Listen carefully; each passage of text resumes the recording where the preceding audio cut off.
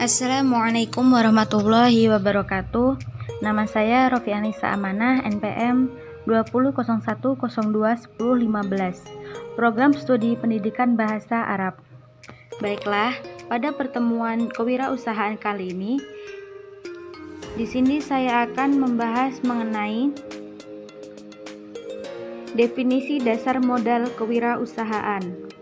Yang pertama yaitu definisi modal.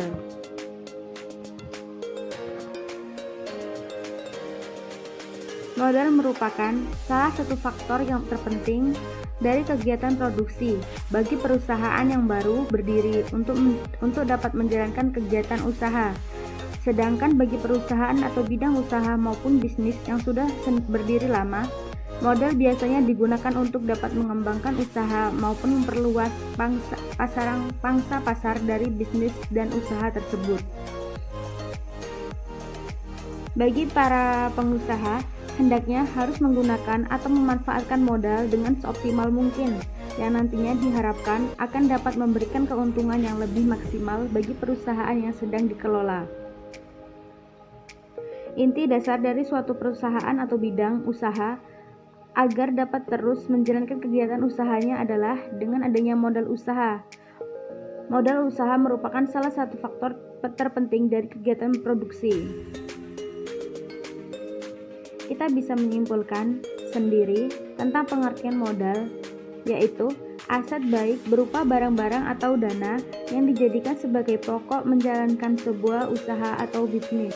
Itu artinya jika kita mengatur dana modal dengan baik, maka kita juga akan mampu membangun usaha lebih baik, karena sejatinya modal adalah fondasi dalam menjalankan. Selanjutnya, jenis-jenis modal usaha. Adapun jenis-jenis modal usaha yang pertama yaitu modal intelektual atau intellectual capital. Yang dimaksud dari modal intelektual adalah dapat diwujudkan dalam bentuk-bentuk ide sebagai model utama, yaitu disertai pengetahuan, kemampuan, keterampilan, komitmen, dan tanggung jawab. Selanjutnya yaitu modal sosial dan moral. Modal sosial dan moral diwujudkan dalam suatu kejujuran dan kepercayaan sehingga dapat terbentuk citra diri yang positif. Yang selanjutnya, modal mental. Modal mental adalah kesiapan mental berdasarkan landasan agama, spiritual, diwujudkan dalam bentuk keberanian untuk menghadapi resiko dan tantangan yang dilandasi keimanan dan ketakwaan kepada Tuhan Yang Maha Esa. Modal mental. Yang selanjutnya, yang terakhir, yaitu modal material. Modal material adalah modal dalam bentuk yang uang atau barang. Modal ini bukan segala-gala dan bukan merupakan modal utama, karena modal material dapat terbentuk apabila kita telah memiliki jenis-jenis modal di atas. Dalam kewirausahaan, modal tidak selalu identik dengan modal yang berwujud seperti uang dan barang, tetapi juga modal yang tidak berwujud seperti modal intelektual, modal sosial, moral, mental, dan dilandasi agama. Secara garis besar, penjelasan di atas meliputi macam jenis-jenis modal usaha. Yang terakhir yaitu cara memperoleh modal. Cara memperoleh modal yang pertama yaitu dana sendiri. Kita dapat memperoleh modal usaha dengan menggunakan dana sendiri. Misalnya dengan menggunakan dana simpanan yang sudah kita tabung selama ini. Jika belum cukup, maka kita juga bisa menutupi kekurangan dana tersebut dengan menjual sebagian aset berharga yang kita miliki saat ini, misalnya logam mulia atau perhiasan. Yang kedua, mengajukan pinjaman modal usaha ke bank atau koperasi. Kita juga dapat mengajukan permohonan pinjaman modal ke usaha ke bank dan koperasi.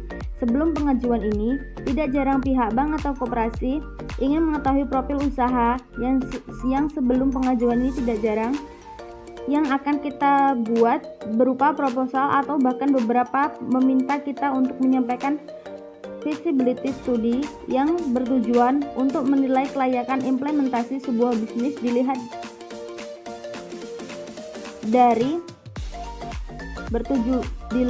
dari hanya saja sebagaimana Namanya pinjaman, kita harus mengembalikan biaya tersebut dalam jangka waktu tertentu.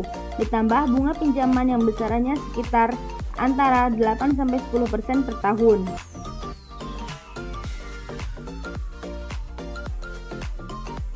Keuntungan secara makroekonomi serta keuntungan sosial yang diterima masyarakat berkaitan dengan usaha yang akan kita bentuk. Yang selanjutnya, mencari dana hibah perusahaan. Modal juga dapat diperoleh dari dana hibah perusahaan, baik perusahaan pemerintah ataupun swasta. Saat ini, perusahaan-perusahaan besar biasanya memiliki dana atau anggaran tersendiri untuk membantu membangun perekonomian masyarakat di sekitar perusahaan maupun masyarakat umum dengan menyalurkan dana modal usaha melalui divisi untuk teknis penyaluran dana biasanya dalam bentuk event competition. Oleh karena itu, event tersebut merupakan peluang bagi para calon pengusaha untuk mendapatkan tambahan dana bagi kelangsungan usaha. Yang keempat, menjalin kerjasama. Jika kita memiliki teman atau saudara yang memiliki minat yang sama dan hendak menjadikan hal tersebut sebagai bisnis, cara ini dijadikan pilihan. Rekan bisnis tersebut bisa jadi hanya memberikan bantuan berupa modal atau bisa jadi membantu juga dapat operasional bisnis sehari-hari. Kita juga harus menyepakati hal-hal pembagian agar hasil kedua belah pihak tidak ada yang merasa dirugikan. Yang terakhir yaitu mencari investor. Hampir sama dengan menjalin kerjasama. Cara ini juga membantu kita mendapatkan dana dari pihak ketiga. Bedanya, investor biasanya hanya memberikan modal berupa dana tanpa ikut terjun langsung dalam operasional. Baiklah, kesimpulannya, modal ada yang bisa dilihat, dirasakan, dan dipegang, atau disebut modal tangible. Ada modal yang tidak bisa dilihat, dirasakan, dan dipegang, seperti modal keberanian, kemauan, dan tekad. Modal usaha adalah sesuatu yang pertama kali digunakan untuk membiayai pendirian perusahaan, mulai dari persiapan yang diperlukan sampai perusahaan tersebut berdiri. Baiklah, cukup sekian yang dapat saya jelaskan pada pertemuan kali ini. Kurang dan lebihnya saya mohon maaf. Saya akhiri. Wassalamualaikum warahmatullahi wabarakatuh.